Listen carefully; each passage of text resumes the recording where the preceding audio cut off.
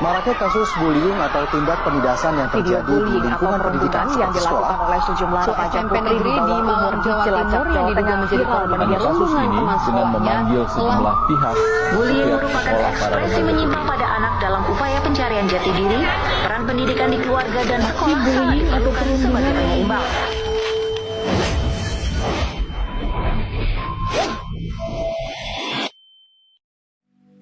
Assalamualaikum warahmatullahi wabarakatuh. Selamat siang. Pada hari ini kami akan menyampaikan penjelasan mengenai isu perkembangan remaja dengan judul siswi SMP ditusuk teman kelasnya diduga akibat bullying.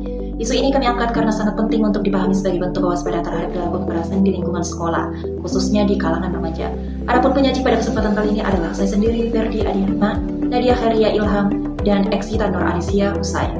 Dengan adanya pemaparan ini, kami berharap mampu memberikan wawasan, pemahaman, serta kesadaran bersama mengenai dampak serius bullying terhadap perkembangan remaja. Kasus kekerasan yang menimpa seorang siswi SMP berada di wilayah Jember, Bondowoso, di mana korban ditusuk oleh teman sekelasnya akibat dugaan bullying, menjadi perhatian serius yang mencerminkan kondisi memprihatinkan di lingkungan pendidikan saat ini. Kejadian ini hadir sebagai alarm keras bahwa tindak kekerasan antar peserta didik tidak lagi sebatas perundungan verbal, melainkan sudah menjurus pada tindak fisik yang membahayakan nyawa. Konflik yang terjadi antar siswa yang seharusnya dapat diselesaikan secara dialogis justru meningkat menjadi bentuk agresi ekstrem. Peristiwa ini bukan hanya mencerminkan ketidakharmonisan hubungan pertemanan di sekolah, tetapi juga menunjukkan lemahnya sistem pencegahan dan pengawasan internal sekolah. Bullying yang sebelumnya terjadi, baik berupa ejekan, tekanan kelompok, atau perlakuan tidak menyenangkan lainnya, tampak tidak tertangani atau tidak terdeteksi oleh pihak sekolah.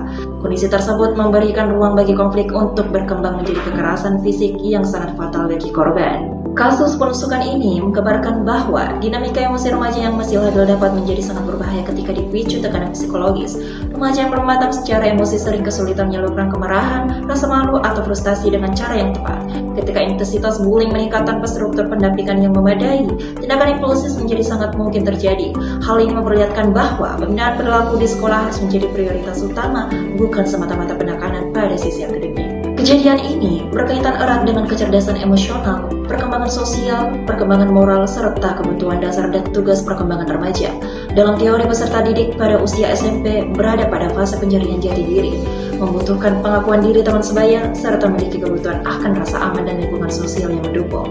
Ketika faktor ini tidak terpenuhi, peserta didik bisa menunjukkan perilaku menyimpang atau destruktif seperti yang tampak pada kasus ini.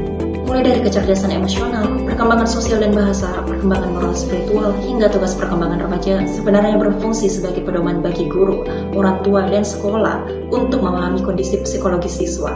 Namun, kasus ini membuktikan bahwa teori tersebut belum sepenuhnya diterapkan dalam pengelolaan konflik di sekolah.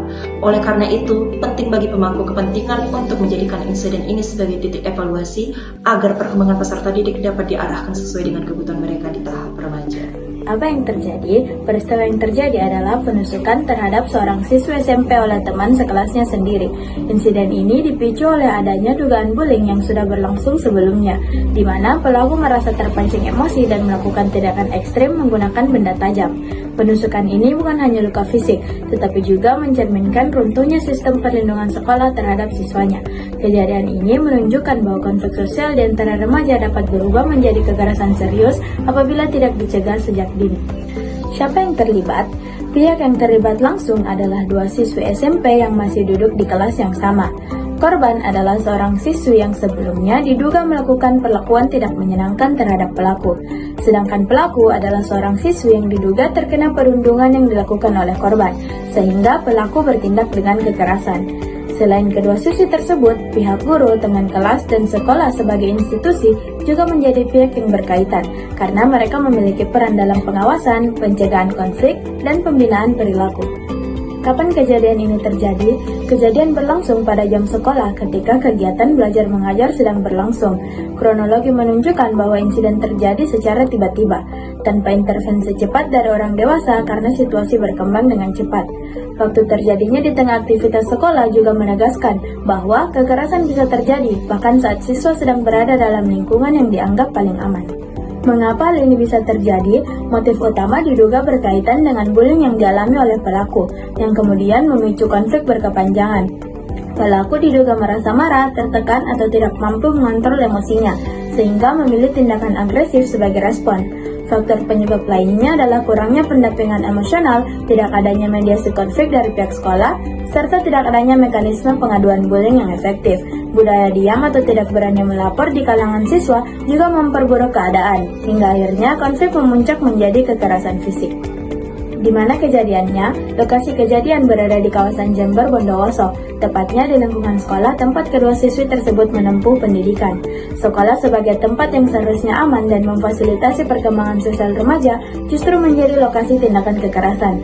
Hal ini menyoroti lemahnya pengawasan di area tertentu dalam sekolah, seperti lorong, halaman belakang, atau kelas yang tidak diawasi. Bagaimana kejadian ini berlangsung? Kejadian berlangsung ketika kedua siswi berselisih paham, yang sebelumnya sudah dipenuhi ketegangan akibat bullying. Adu mulut atau perdebatan terjadi, dan pada saat itu pelaku mengambil benda tajam yang ada di sekitar dan langsung melukai korban.